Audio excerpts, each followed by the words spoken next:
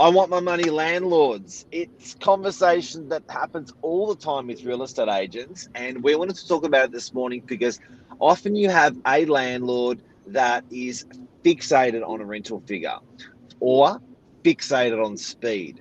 And it's actually two different styles of landlord, and there's solutions and there's ways to get the job done to make everyone happy that we're going to work through today. Good morning. Good morning, Mark. How are you? Good, Charles. What's happening? Wonderful, wonderful. No, not much. Just back from a bit of a COVID hiatus, feeling good, feeling better than ever. Bit of a rocky start to the new year. However, that's what we do. We take Welcome back. Thank you. So today's officially your first day back. First day COVID free, and I've just started my 3 months of 3 months of freedom, I think is what they're calling it. And I'm ready to make it a smasher. Far out. Were you double vaxxed? I am, yeah. You don't have a choice. How did it hit you? Look, it was all right. It was just a bit of, I'd say, normal flu for a few days. Took 2 days in bed, got my fluids up, and couldn't even tell. The last half of the week, it was terrible. I felt fine, didn't have a symptom, but was legally meant to stay indoors for 7 days, and I was driving my head. So I'm glad to be out. I'm glad to be talking with other people. And yeah. There you go. So, mate, you want to have a chat this morning about we were talking off air before. Tell us about the landlord. I want my money, landlord. So it's a bit of a sticky situation at the moment in regards to the rental market. Obviously, you've got agents out on COVID leave, as I was for the last week. You've got people going in and out of office due to holidays in this little January section. And agencies are even closed. Some real estate agents haven't been open for 2 or 3 weeks. The majority of agencies are still closed, coming back within the next week. We're going to be talking today about rental properties, what to do if you're a landlord. Your property's been on the market for a few weeks now, and you're starting to get a bit frustrated in regards to no event. We're talking about 2 different ways we can go in regards to getting a result for you as soon as possible, and the pros and cons, I guess, of those options. This all eventuated from a little training session me and Mark had not too long ago that always stuck with me. You gave us a few options on what to do in regards to a property not meeting the market, and I'm more than happy to let you guys know. So the first step you guys, or you told me, Mark, in regards to what to do is to pick the landlord's brain. A property's been sitting on the market now. You haven't seen much love. Maybe it's the open home numbers haven't been as much as you might have wanted. You've got no applications, stuff like that. It's what to do carrying on. Now, it's not as simple as just simply dropping the price a couple, I guess, of 20, 30, 40 bucks, just to spike some interest. It's really about picking the landlord's brain, understanding where they want, what their direct needs are. Some landlords can afford to have the property sit on the market for a bit longer. Some can't. And it's really just about finding that sweet spot. So I'll pass it back over to you if you want to explain exactly how you explained it to me. I thought it was absolutely on the head. We can get the ball moving. So I guess it's the profile of the landlord, isn't it? I guess you got to work out which landlord you are. And some landlords are just so fixated on the dollars. Some are so fixated on just the property not being vacant. But what's interesting is some landlords miss the actual point, whereas it's the amount of time the property is being vacant also is a number as well. So a landlord, so let's use a figure of, say, 600 a week. It's like, I want my 600 a week. I want my 600 a week. I do not care if an offer comes in for 550, 570, 580. I want my 600, but then it's vacant for 4 weeks or it's vacant for 6 weeks. Now, if a property is vacant for 4 weeks at $600, there's $2,400 over the course of the year that you're not going to get as a landlord. So there is an interesting relationship there where there's time versus money with rentals. And it's weird because it's almost like an ego thing, or it's like, I just want to know that I've got my 600 a week.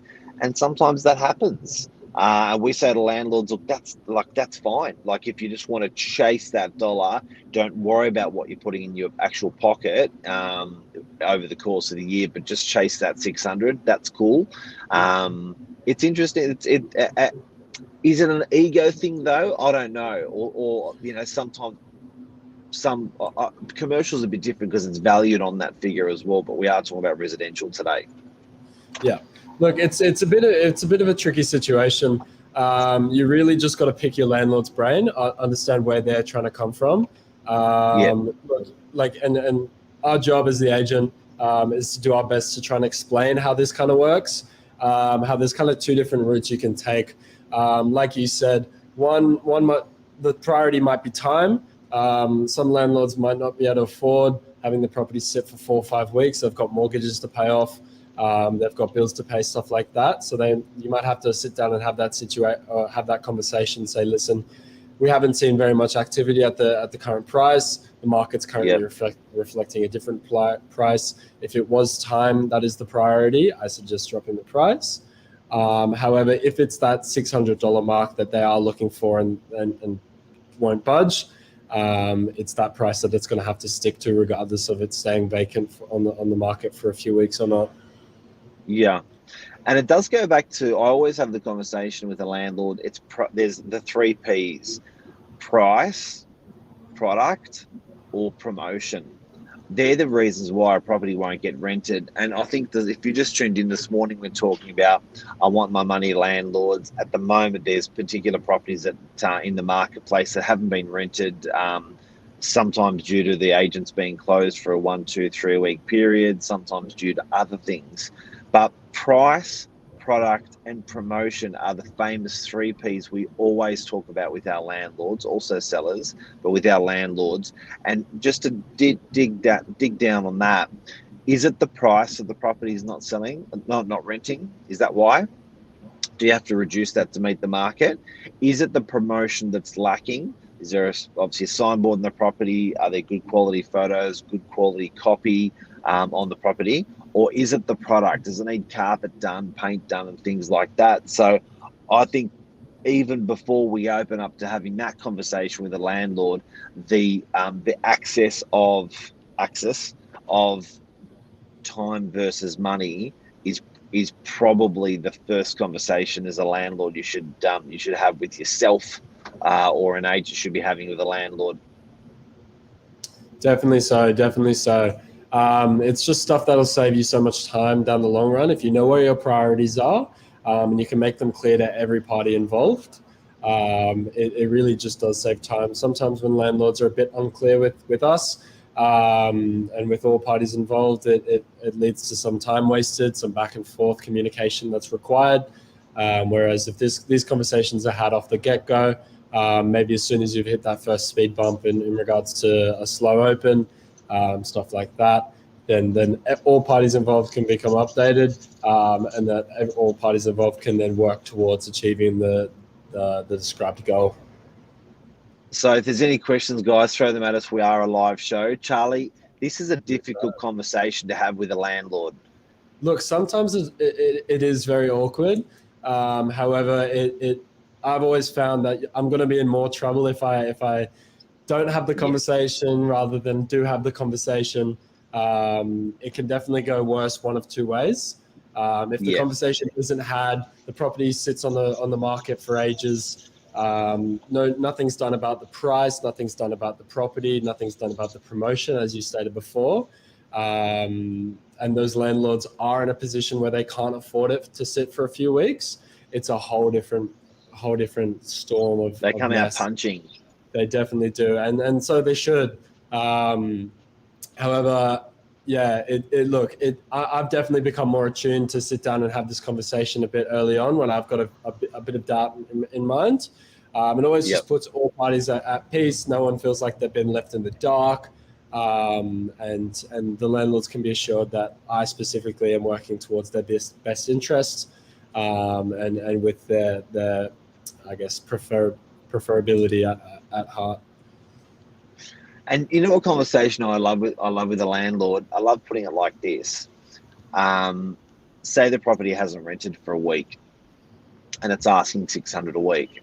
And you've got a good feel of what the prospective tenants are saying, thinking, what's been renting in the market. We love options. As people, we love options and we hate having no choice. Yeah. Right? We hate it. It is awful. And this goes back to the training we were talking about before. So when you're having that conversation with the landlord and when you're saying, look, if you want to put you're asking 600 a week. If we want to adjust the price and meet the market and put 550 on the property, I reckon you'll have a result in 24 hours. Definitely if you want to put 575 on it, I reckon you'll have a result within 3 to 7 days. If you want to leave the price where it is, we may get that 600. We may not get that 600 over the next couple of weeks. That makes it really palatable for a landlord because you're thinking, hang on a sec, what do I want? Is time more important? Yeah, it is. Okay, yeah. Well, I'm going to put it at 550 and just slam dunk it and get it done in 24 hours. Well, hang on a sec. You know what? I don't give a shit. I just want my 600. And that's perfectly okay. But you know that there's going to be a little bit of a waiting game potentially. And potentially there's not going to be a pot of gold at the end of it. So you sort of, so I think that makes a landlord feel like they're in control. It's a more powerful position for a landlord to be in because they're making the decisions on their destiny. So I think today, in summary, the I want my money landlord, if you are one of those landlords or if you're an agency or you're sort of trying to read that type of client, I think that gets into the psyche a little bit of some solutions of what can be offered. Definitely so. And just touching back quickly on what you said earlier, look, you're exactly right. We do love options as I guess humans, as social creatures.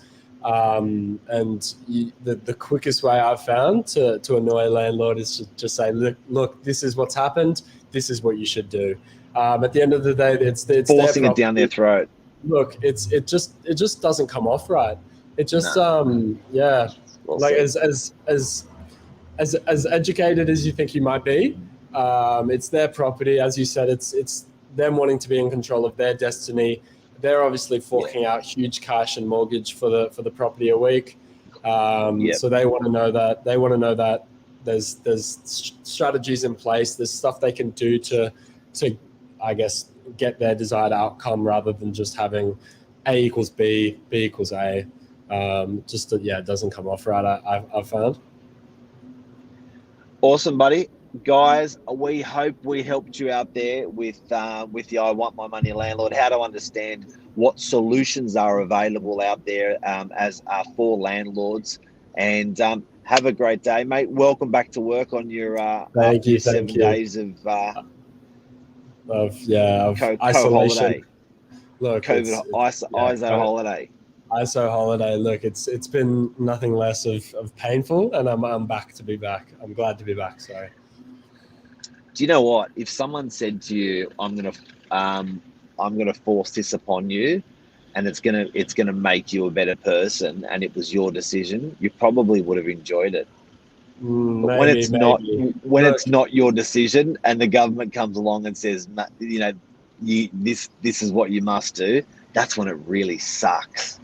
Definitely so. Look, if someone jumped on me and said, "Here, take a 7-day holiday," I'm all ears. But if someone goes, "Here's a 7-day holiday, but you can't speak to anyone else in the world, you can't leave your room," I'm gonna maybe take another step back and consider my options a little bit.